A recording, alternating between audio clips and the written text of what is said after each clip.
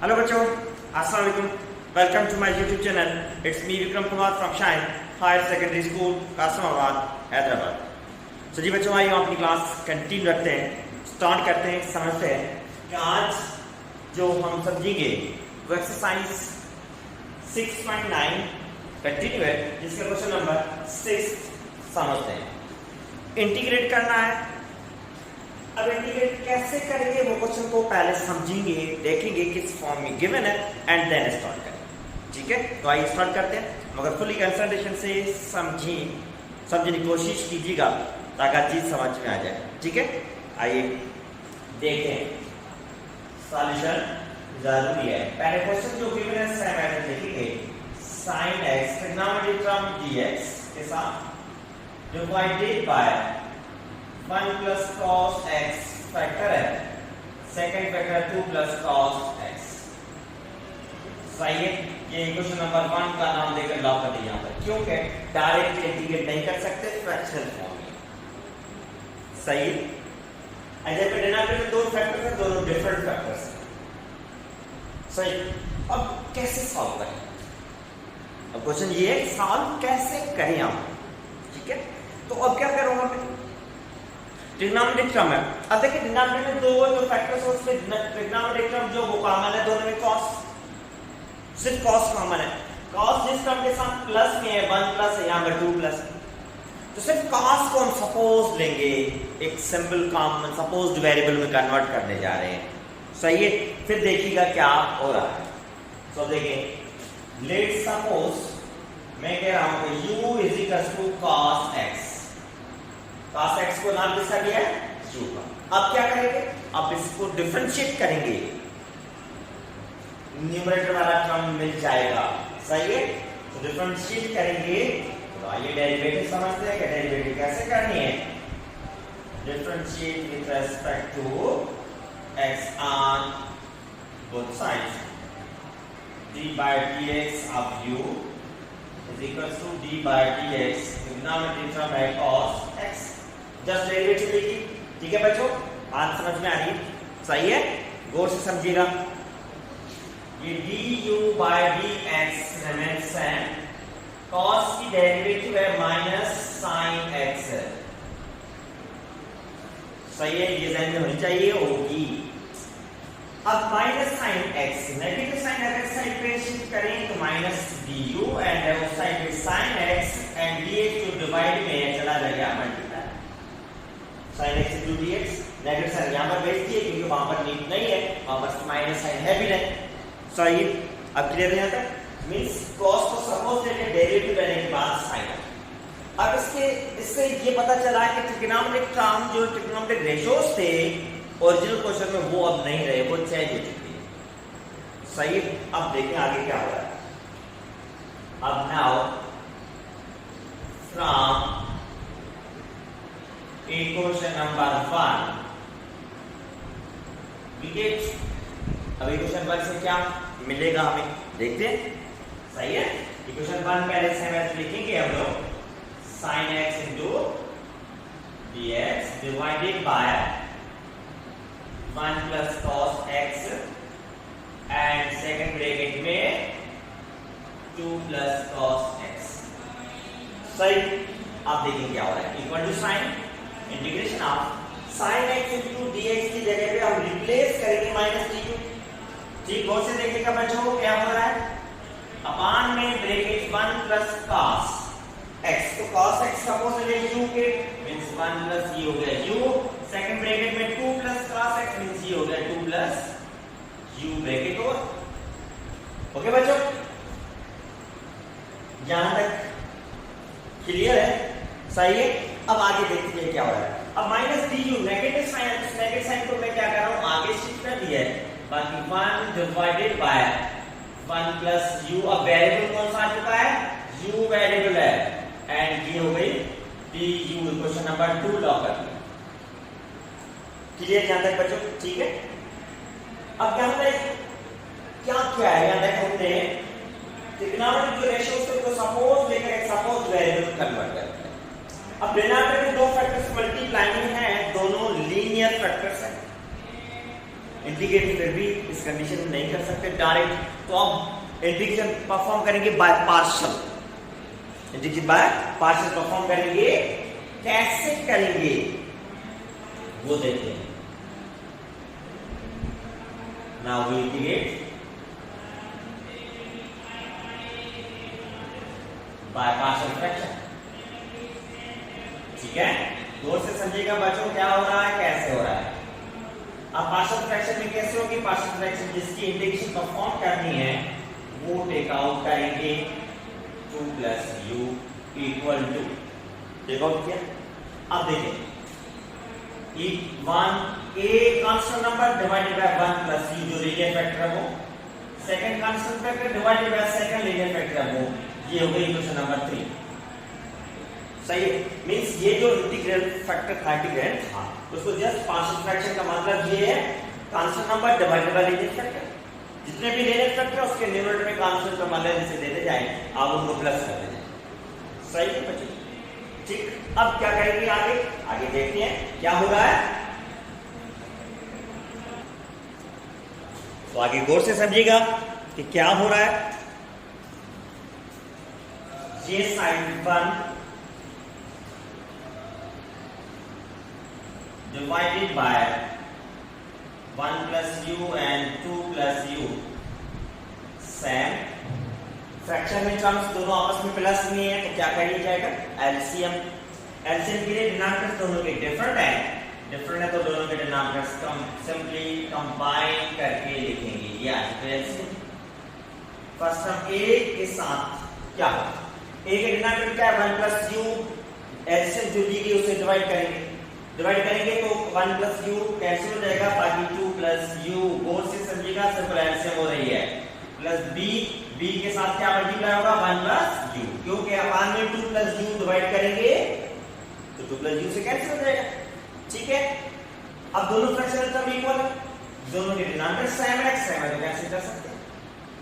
तो यहां पर साइड का numerator 1 equal to a 2 plus u plus b 1 plus u, ये हो गई इक्वेशन नंबर 4 लॉक कर। क्लियर यहां तक बच्चों, ठीक। अब क्या करना है, अब हमें a एंड b जो कांस्टेंट टर्म हमने अपनी तरफ से लिखे हैं उनकी वैल्यूज फाइंड करनी। कैसे, उनकी वैल्यू फाइंड करने के लिए जो a एंड b जितने भी कांस्टेंट टर्म होंगे डिनोमिनेटर्स में जो b टर्म मौजूद है उनको टेक आउट करेंगे, कैसे देखें। लेट्स सपोज a के मान में 1 प्लस यू, तो मैं 1 प्लस यू इक्वल टू 0 लेकर यहां से जो u की वैल्यू मिलेगी वो प्लस 1 है तो सब्ट्रैक्शन करेंगे हो जाएगा -1, u की वैल्यू -1। तो ये u की वैल्यू -1 जो मिली है तो इक्वेशन नंबर 4 में सब्स्टिट्यूट करेंगे, वहां से कुछ मिलेगा। सही, सो देखेंगे मैं क्या कर रहा हूं, प्रोडक्ट कर रहा हूं u इक्वल टू -1 जो वैल्यू मिली है and equation number 4 we get क्या मिलेगा, देखें 1 equal to a 2 plus u की वैल्यू है -1, ठीक, प्लस b ब्रैकेट में 1 प्लस u की वैल्यू है -1। सही, जस्ट ब्रैकेट इंसर्ट किए क्योंकि नेगेटिव साइन थी। Clear, 1 equal to a 2 plus into minus -1 plus b 1 plus into minus means -1 negative, ठीक। अब नेक्स्ट स्टेप में क्या हो रहा है देखते जाइएगा। ये 1 इक्वल टू a 2 -1 करेंगे मैं simply 1 plus b 1 plus 1 minus cancel हो जाएगा, सिंपली यहां पर रह जाएगा 0। सही है बच्चों, क्लियर है यहां तक, ठीक है। अब आगे देखिए क्या हो रहा है, सिंपलीफाई कर रहे हैं, गौर से समझे जाइएगा ताकि हर चीज समझ में आ जाए। सिंपल है, जस्ट आपको स्टेप्स मेमोराइज करने हैं, ठीक है। अब यहां तक सिंपलीफाई हुआ, आगे देखिए क्या हो रहा है। So 1 equal to a multiply by 1 means a plus b multiply by 0 means 0, a plus 0 means a equal to 1, तो a की जो वैल्यू मिली वो क्या मिली हमें 1। सही है, क्लियर यहां तक? ठीक, अब a की वैल्यू मिली, उसके बाद b की वैल्यू फाइंड करनी है, तो b के अपान में जो टर्म है उसको टेक आउट करेंगे।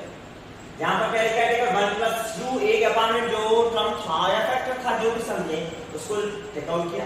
अब similarly let's suppose 2 plus u equal to 0, इसके अपान में क्या करना है 2 प्लस u, तो यहां से u की जो वैल्यू मिलेगी वो प्लस का 2 साइड में शिफ्ट करेंगे, हो जाएगा माइनस में 2। सही है, बात समझ में आ रही है? अब ये जो u की वैल्यू मिली है -2, इसको सब्स्टिट्यूट करेंगे वापस इक्वेशन नंबर किसमें 4 में। ठीक है, तो अब देखेंगे प्रोडक्ट करेंगे u equal to -2 and equation number 4 we get. अब इक्वेशन 4 में 1 इक्वल टू a ब्रैकेट में 2 प्लस u की जगह पे u की वैल्यू -2 है, ठीक है, प्लस b ब्रैकेट में 1 प्लस u की जगह पे u की वैल्यू -2 है। तो यही चीज ध्यान रखनी है, प्लस माइनस साइन का। ठीक है, ताकि प्रॉब्लम में कोई मिस्टेक ना हो। a 1 equal to a 2 plus यहां पर माइनस है, plus into minus -2 plus b 1 plus into -2, just sine multiply. Clear? 1 equal to a 2 plus 2 minus में कैंसिल हो गया, बाकी बच जाएगा 0। 2 रुपए थे, 2 रुपए की चैनल नहीं, बाकी कुछ भी नहीं रहा।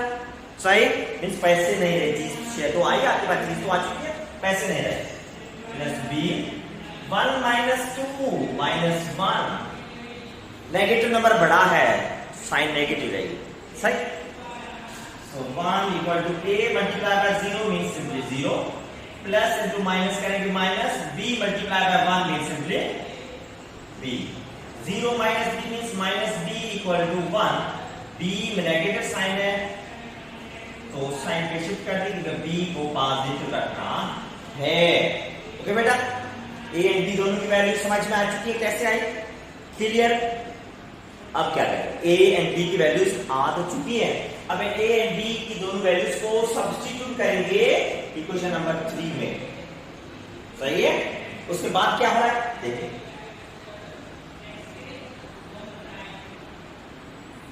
Substitute the values of a and b in equation number 3 we get equation 3 में सब्स्टिट्यूट करेंगे। ठीक, अब इक्वेशन 3 पहले मैं ऐसे लिखूंगा, ठीक है बेटो, 1 अपान में, ताकि हम लोग इजीली समझ भी सकें। 1 प्लस u एंड ब्रैकेट में है 2 plus u equal to a divided by 1 plus u plus b divided by 2 plus u। ये है इक्वेशन नंबर 3, ऐसे लिखी। सही, अब देखिए a की जगह पे a की वैल्यू क्या फाइंड आउट की है 1 divided by 1 plus u, b की जगह पे b की value -1 divided by 2 plus u, just value substitute हुई है। सही है, अब आगे देखिए क्या हो रहा है।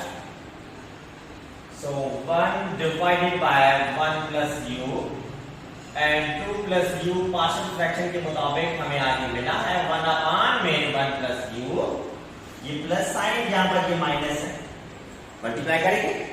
सही है, plus into minus means minus 1 divided by 2 plus according to partial fraction. ये जो फ्रैक्शनल टर्म था आ चुका है अब आपके सामने, कांस्टेंट नंबर जो भी थे वो कैलकुलेट हो चुके हैं। ओके बच्चों, अब क्या करना है, अब ये जो सॉल्व किया है पार्शियल फ्रैक्शन के मुताबिक, इसको इंटीग्रेट करना है। एक्चुअली इंटीग्रेट करना है तो ये किस टर्म की वैल्यू है, ये इस फैक्टर की वैल्यू है, तो इसको वापस सब्स्टिट्यूट करेंगे कहां पर, इक्वेशन नंबर 2 में। देखिए आपके सामने है। सही है, ठीक, तो उसकी मैं यहां पर लिखा हूं नाउ इक्वेशन नंबर 2 becomes, ठीक, अब इक्वेशन नंबर 2 जो minus 1 divided by 1 plus u and 2 plus u and D you. ये क्वेश्चन नंबर 2 आपके सामने एज इट मैंने सिंपल लिखी है। सही है बच्चों, कोई कंफ्यूजन नहीं होनी चाहिए यहां तक, ठीक है। अब आगे देखते जाइएगा क्या हो रहा है। माइनस साइन इंटीग्रेशन ऑफ ये कंप्लीट इंटीग्रल फैक्टर हमारे पास है 1 plus you minus 2 divided, sorry 2 नहीं है, 1 divided by 2 plus you and D. Just ये वैल्यू सब्स्टिट्यूट किए, रिप्लेस किए। अब दो टर्म्स आपस में माइनस में है, दोनों को सेपरेटली इंटीग्रेट करेंगे। माइनस 1 अपॉन में 1 plus u d u, minus sine यहां पर डी ये माइनस है, माइनस यू माइनस हो जाएगा, plus 1 divided by 2 plus you and D you. सही है, क्लियर। अब इंटीग्रेट करेंगे, अब इंटीग्रेट करेंगे तो फ्रैक्शनल टर्म डिनोमिनेटर में वेरिएबल जो वो लीनियर है, वेरिएबल का कोई कोएफिशिएंट नहीं है, तो डायरेक्ट जो इंटीग्रेशन होगी आपको समझाया भी था, लागत ऑफ 1 प्लस यू। सेम यहां पर ये वही लीनियर है, लागत of 2 plus u plus constant of integration c. Linear expression है एंड वेरिएबल का कोई कोएफिशिएंट नहीं है, तो लागत ऑफ दैट टर्म। ठीक, अब यहां पर आंसर रखिए, आप मजीद इनको सॉल्व करें। जैसे देखें 1 2 प्लस यू पॉजिटिव माइनस लागत of 1 plus you negative, just rearrange किया है, ठीक है। रीअरेंज करने के बाद आपको ये चीज ध्यान में होगी, log a minus log b property है, according to this property log a divided by b। सही है, ये प्रॉपर्टी यूज करेंगे। इस प्रॉपर्टी के मुताबिक लागत हम of 2 plus you divided by 1 plus you and plus constant of integration c वो बाहर। ओके, अब यहां पर u जो है वो सपोज्ड वेरिएबल है, तो u को वापस रिप्लेस करेंगे। u है cos x डिवाइडेड बाय 1 प्लस cos x plus constant of integration c। तो ये है फाइनली गिवन फंक्शन की इंटीग्रेशन, जो मेथड अप्लाई किए वो आपके सामने। ओके बच्चों, क्लियर है? मेरे ख्याल में क्लियर होनी चाहिए, क्योंकि प्रीवियस क्लास में जो प्रॉब्लम समझा था 5 नंबर वो सेम इसी बेस पर। गौर से समझें, प्रैक्टिस करें, डिफिकल्ट नहीं है, इजी है, जस्ट गौर से समझना है एंड देन प्रैक्टिस करें। ठीक है, क्लियर है बेटा? ओके, तो फाइनली आप लोगों का फर्ज बनता है कि इस यूट्यूब चैनल को जरूर सब्सक्राइब करें, शेयर करें, उसके साथ साथ बेल आइकन को प्रेस करें, ताकि हर जो वीडियो अपलोड हो उसका नोटिफिकेशन मिले। सही है? ओके, अल्लाह हाफिज।